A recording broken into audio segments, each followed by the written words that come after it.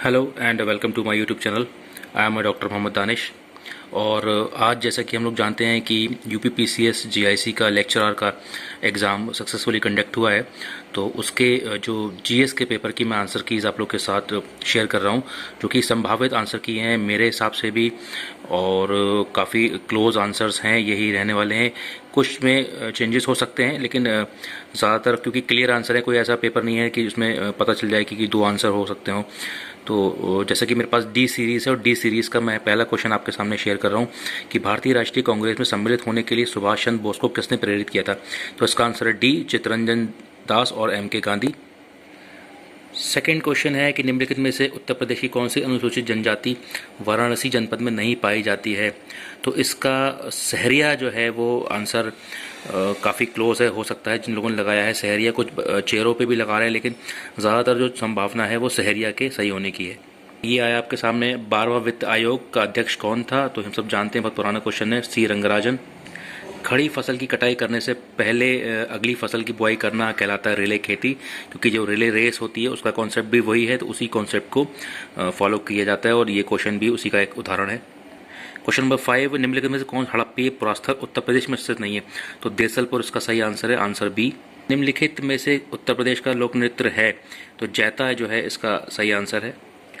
असमानता वायरस वैश्विक रिपोर्ट 2021 प्रकाशित की गई ऑक्सफैम के द्वारा। तो इसका ऑप्शन है ए। म्यूचुअल फंड को निम्नलिखित में से किस संस्था के द्वारा विनियमित किया जाता है। तो इसका आंसर है SEBI, option B. Question number 9, जो ये ताप विद्युत गृह और राज्यों को मिलाना है, तो इसमें जो आंसर डी है गाडरवारा आंध्र प्रदेश, ये गलत दे रखा है, तो इसका ऑप्शन डी गलत है। ये इसमें जितने भी खनिज दे रखे हैं और ये क्षेत्रों से मिलान करना है, तो जैसा कि इसमें दे रखा है लॉ एस, जो कि इटाबेरा, बहुत पुराना क्वेश्चन है, और इसमें आपके बॉक्साइट वाइपा तांबा सडबरी, तो इसका ऑप्शन होगा बी।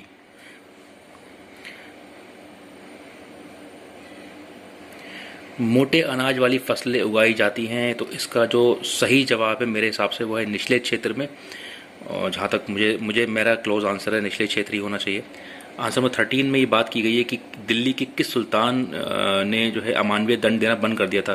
तो फिरोज शाह तुगलक ने ही मृत्युदंड पे रोक लगाई थी, तो जहाँ तक यही होना चाहिए, 13 का सी। 14 में बात की गई है 1829 में अंग्रेजों के विरुद्ध खासी जनजाति विद्रोह का नेतृत्व किसने किया था। तो तिरोत सिंह इसका आंसर है, ऑप्शन ए। क्वेश्चन नंबर 15, भारतीय संविधान में निम्नलिखित में से किस अनुच्छेद के तहत उत्तर प्रदेश में महाअधिवक्ता की नियुक्ति होती है। तो इसका जो ऑप्शन है ए, अनुच्छेद 165। ये आपको इसमें मिलान करना है कि जो राज्यसभा की सीटें हैं और ये राज्य, तो इसमें से कौन सा सही सुमेलित नहीं है। तो असम इसका सही जवाब है, असम में 6 नहीं 7 है, तो ये गलत दे रखा है, 16 का ए। और ये मौलिक कर्तव्यों के लिए पूछा गया है, तो उसका बहुत ही आसान जवाब है स्वर्ण सिंह कमेटी, बहुत पहले से मालूम है हम सबको, जवाब इसका ऑप्शन सी है।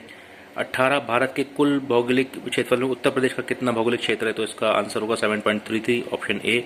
उत्तर प्रदेश का कौन सा शहर मार्च 2020 को राज्य के जीडीपी और प्रति व्यक्ति आय के मामले में शीर्ष स्थान पर रहा। तो नोएडा इसका सही आंसर है, 19 का बी। क्वेश्चन नंबर 20 में पूछा गया है कि किस में उद्योगों में प्रबंधन में कामगारों की सहभागिता बढ़ाने के लिए कौन सा आर्टिकल है। तो नीति निर्देशक तत्व का ये 43A, ऑप्शन ए है इसका आंसर, 20 का ए। पारिस्थितिकीय तंत्र की अवधारणा सबसे पहले एजी टांसले द्वारा दी गई थी, 21 का सी। किस देश से होकर भूमध्य रेखा नहीं गुजरती है। तो जाम्बिया इसका सही आंसर है, 22 का डी। प्रधानमंत्री फसल बीमा योजना शुरू गई थी 2016 में। सौर ऊर्जा का कारण है संलयन प्रक्रिया, 24 का ए। ठीक है, फ्यूजन होता है, नॉट फिशन। क्वेश्चन नंबर 25 में जो ये पूछा गया है कि 2021-22 के संघीय बजट प्रस्ताव में 6 स्तंभों पर आधारित है। तो बी इसका आंसर है, गांवों की अर्थव्यवस्था का सुदृढ़ीकरण, यही नहीं है इसका आंसर, 25 का बी।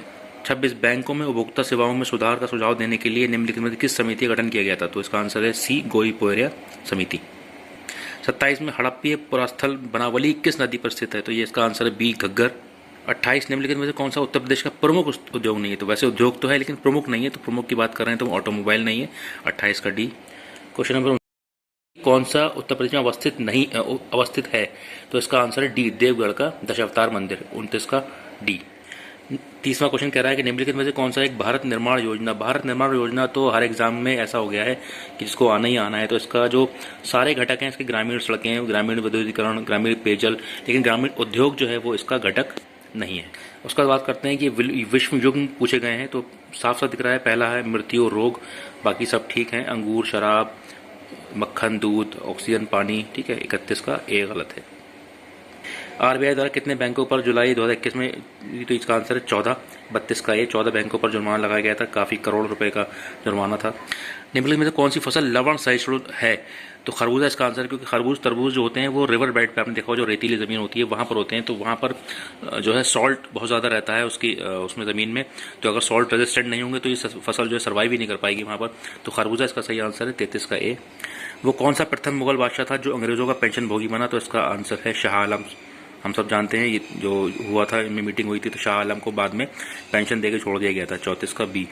उसके बाद ये क्वेश्चन, एक वाहिद क्वेश्चन इन्होंने पता नहीं क्यों डाल दिया, ये भी नहीं डालना चाहिए था। रीजनिंग का एक ही क्वेश्चन आया है कि इसमें ये पूछा है कि क्या होगा इसका आंसर, तो ऐसी बात है इन्होंने इसके अपोजिट जब देखेंगे तो 3 से मल्टीप्लाई करके 2 जोड़ दिए हैं, तो 6 26 3 78 2 80, ठीक है। 4 दूनी 12, 4 दिया 12 और 2 14, 9 3 27 2 29, और तो इसका आंसर होगा 6 3 18 2 20, तो सी ऑप्शन होगा। उत्तर प्रदेश मयूर संरक्षण केंद्र ये मथुरा में है, 36 का बी।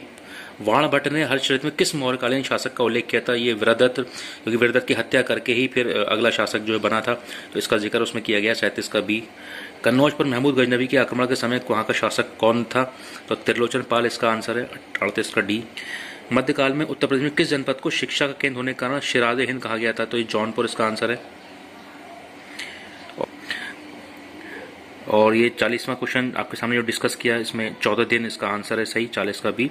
तो अगर आपको ये वीडियो पसंद आई हो तो उसको ज़रूर लाइक करिए, शेयर करिए और सब्सक्राइब करिए मेरे channel Danish career counselling. Thank you very much, thanks for watching.